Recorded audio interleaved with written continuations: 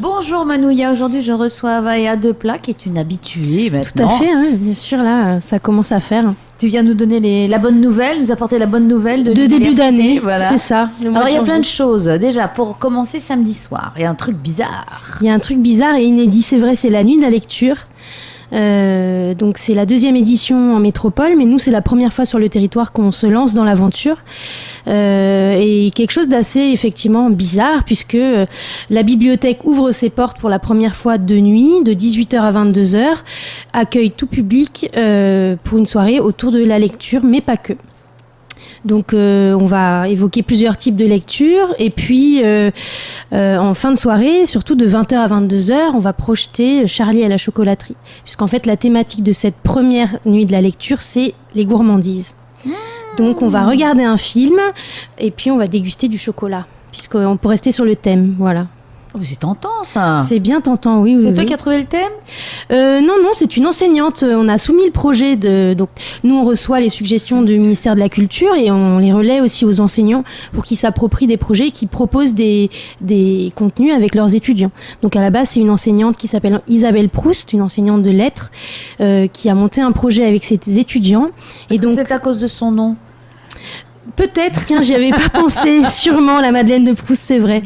Entre 19h et 20h, avec ses étudiants, ils vont proposer des joutes littéraires. Donc, ils incarneront peut-être des extraits littéraires, toujours sur ces thématiques des gourmandises de lecture et des bouquets de lecture, puisqu'on va être à la fois sur de la nourriture, mais aussi sur tout ce qui est végétation, plantes. Voilà. Donc, c'est les 5 sens qui sont sollicités. Mais c'est super d'avoir une thématique pareille. Et en métropole, c'est comme ça que ça se passe, ou vous êtes approprié le... Non, après c'est chaque institution qui choisit un thème particulier.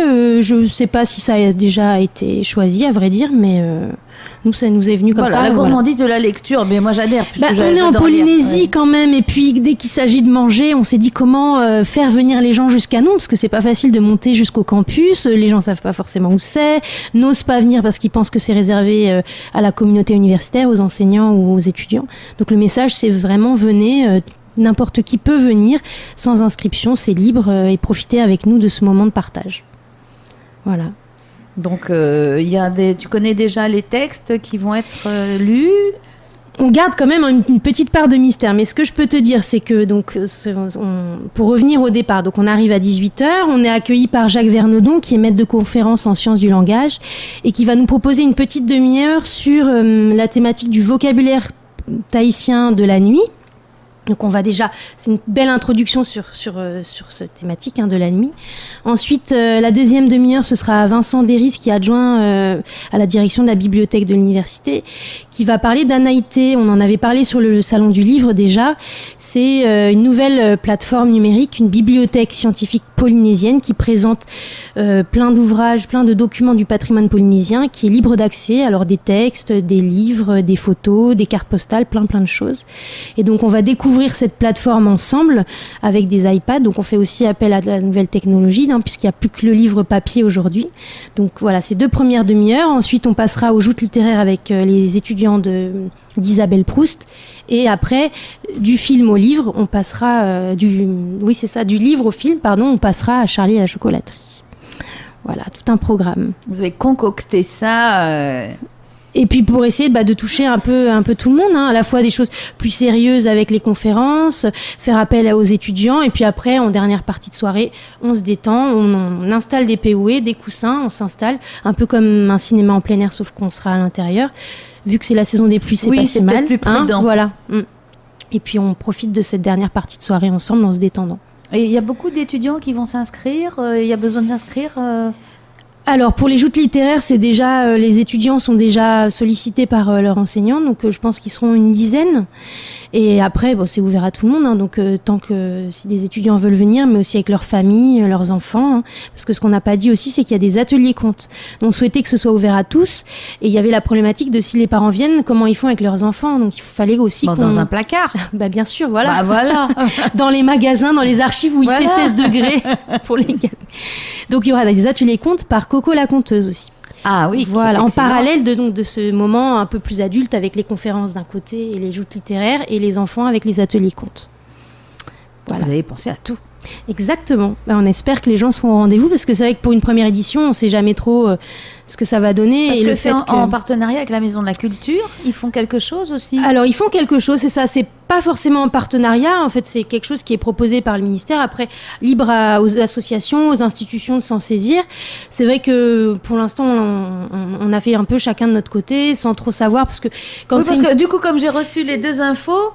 Et que l'affiche était la même, je dis, ah bon, ils sont en partenariat. Non, pas du tout. En fait, c'est vrai que quand c'est une première édition, on sait jamais trop ce que ça va donner, donc on essaye dans notre coin, et puis je pense que très certainement l'année prochaine, si on refait une nouvelle édition, on essaiera de faire quelque chose ensemble. Les énergies vont se rencontrer. Voilà, et je fais un peu de pub, il y a Litera Maori aussi qui propose une lecture publique à veille-été, il me semble, entre 19h et 20h, à vérifier si je me trompe pas, mais ça peut être aussi intéressant. Je fais de la pub pour les autres, mais il faut, c'est très bien. Je trouve ça intéressant qu'il y a assez peu d'événements sur la lecture. Il y a le Salon du Livre en novembre, mais là, c'est vraiment, tant que les gens s'en saisissent et proposent des choses, je trouve ça bien qu'il y ait d'autant plus de propositions et d'animations. Est-ce que les étudiants fréquentent la bibliothèque autrement que pour se documenter ?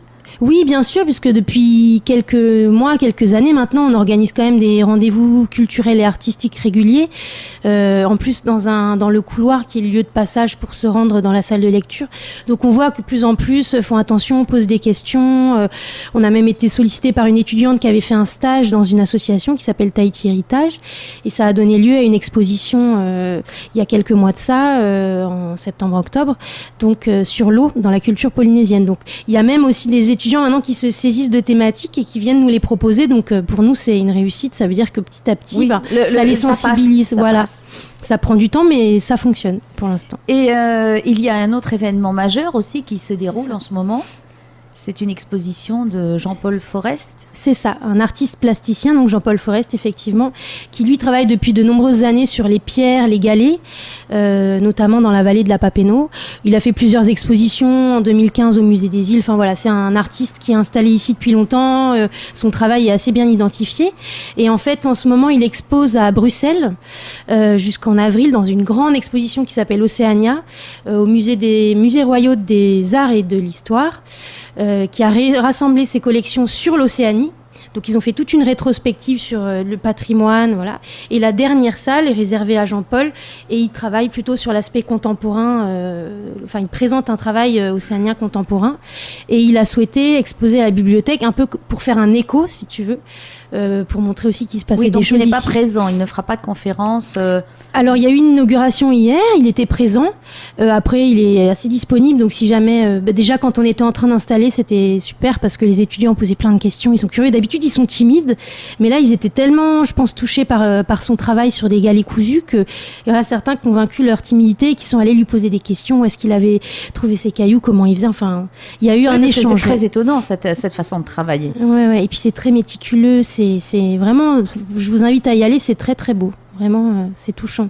Donc, pour résumer, on pourra voir et l'exposition pendant qu'on écoutera aussi de la lecture. Oui, voilà, c'est ça qui est bien, on va mélanger. Dans un écrin de pierre. C'est ça, en arrivant dans la bibliothèque, vous serez accueillis par l'exposition, par l'équipe, et après on enchaînera sur la nuit de la lecture, mais ça permet de voir l'exposition.